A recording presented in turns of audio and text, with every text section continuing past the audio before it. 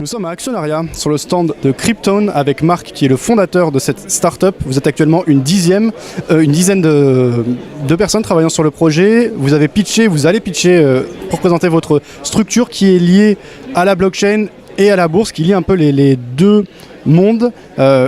Comment vous la présenteriez ? Alors bonjour Fabien, merci pour cette présentation.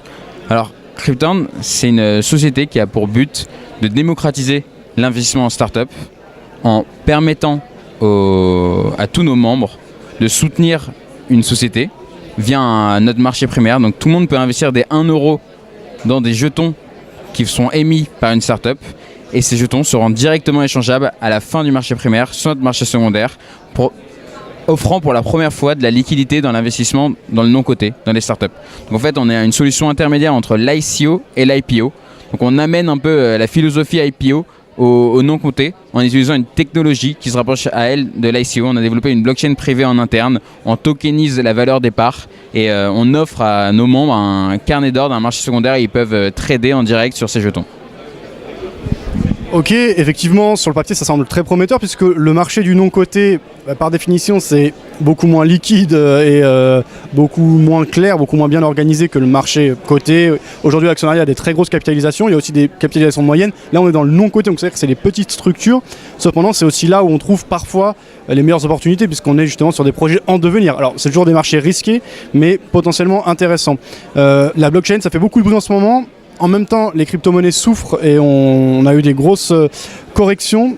Pourquoi ce choix de se diriger vers une solution blockchain ? Alors, nous, on n'utilise pas de crypto-monnaie. Tout se passe en euros, c'est Cryptone. La blockchain, elle sert à gérer l'infrastructure du marché. Elle sert à l'émission des jetons, elle gère à l'inscription, aux transactions. Donc notre carnet d'ordre est connecté à notre blockchain qu'on a développé nous-mêmes. Donc c'est une blockchain privée en POA, en Proof of Authority. Et elle sert à gérer toute l'infrastructure. Ça nous permet d'avoir quelque chose de transparent. Tout le monde peut voir tout ce qui se passe sur notre site à tout moment via un Explorer. Et ça gère très bien un marché secondaire, une blockchain. C'est fait pour ça.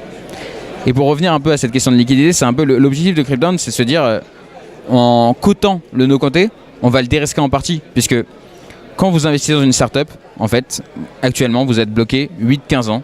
Donc finalement, elle a beau avoir dans ces 8-15 ans une valo qui a hyper augmenté, vous avez juste touché la valorisation finale. Et si au bout de 8-15 ans, elle a fait faillite, vous ne touchez pas. Chez Cryptone, vous pouvez sortir à tout moment. Donc vous pouvez profiter d'un rebond de valorisation et vous avez une liquidité possible quand vous le souhaitez. Donc ça vient dérisquer en partie votre investissement.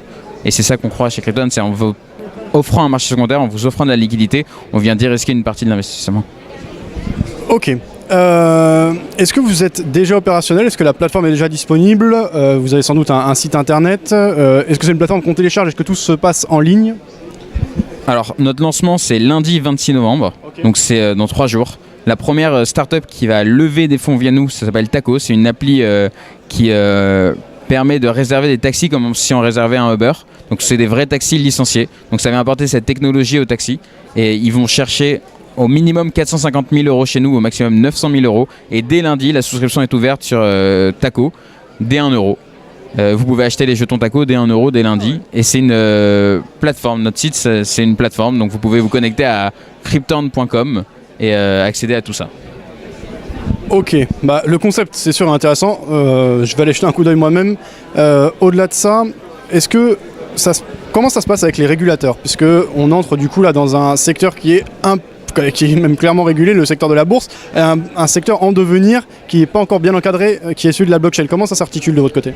Alors nous, ce qu'on fait, c'est des utility tokens, ce n'est pas des titres financiers. Donc en fait, on ne donne pas le droit aux dividendes, on ne donne pas de droit de vote aux détenteurs des jetons.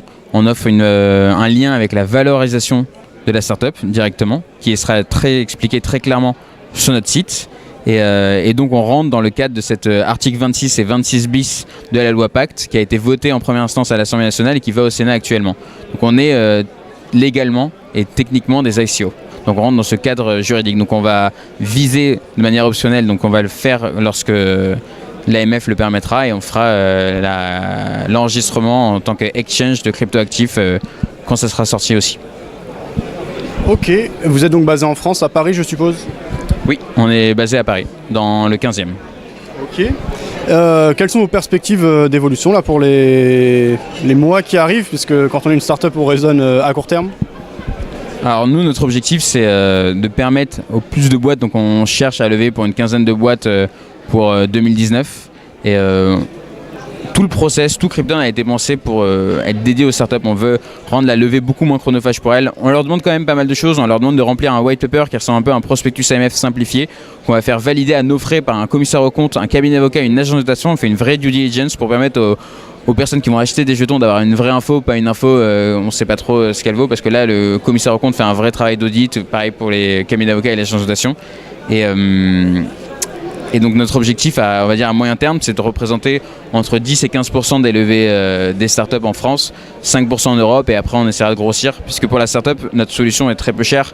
On prend entre 0 et 3% de la levée une fois terminée, alors que nos concurrents qui existent déjà et qui ne proposent pas de marché secondaire vont jusqu'à en moyenne à 8%.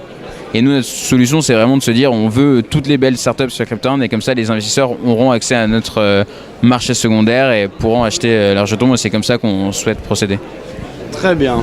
Une dernière question à propos de le financement de votre projet en tant que startup. Est-ce que vous êtes passé par les voies classiques des levées de fonds en euros? Est-ce que vous êtes passé par une ICO? Alors, ni l'un ni l'autre, on s'est autofinancé. Donc, en tant que plusieurs fondateurs, on a mis au pot et on a créé nous-mêmes le capital avec nos fonds propres. Ok, et quel est votre point de vue par rapport aux crypto-monnaies justement en ce moment? La blockchain semble prendre de l'ampleur, vous en êtes un exemple. Franchement, il y a plein d'entreprises et des grosses boîtes qui mettent des budgets et beaucoup d'énergie et de personnes sur cette thématique. Par contre, les crypto-monnaies baissent beaucoup et semblent donc moins attirer les investisseurs à court terme. Quel est votre point de vue par rapport à tout ça?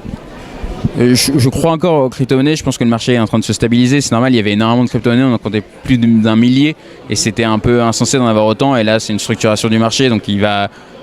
Je n'ai pas une visibilité parfaite, hein. Je vais pas vous donner, je vais pas vous dire investissez dans les crypto-monnaies demain, mais je pense que c'est bien que le marché se stabilise un peu, qu'il prend sur ses appuis et pour redémarrer plus tard avec un peu moins d'acteurs, mais des acteurs un peu plus sérieux, avec l'Ethereum qui a un vrai intérêt, tout ce genre de crypto-monnaies qui ont une vraie utilisation et qui portent quelque chose derrière. Donc je pense que c'est elles qui vont sortir du lot à moyen terme. Merci Marc pour toutes ces réponses. Pour plus d'infos, vous pouvez vous rendre sur le site de Krypton. Vous m'avez dit krypton.fr ou .com? Les deux marchent, mais .com. .com. Merci. Merci beaucoup.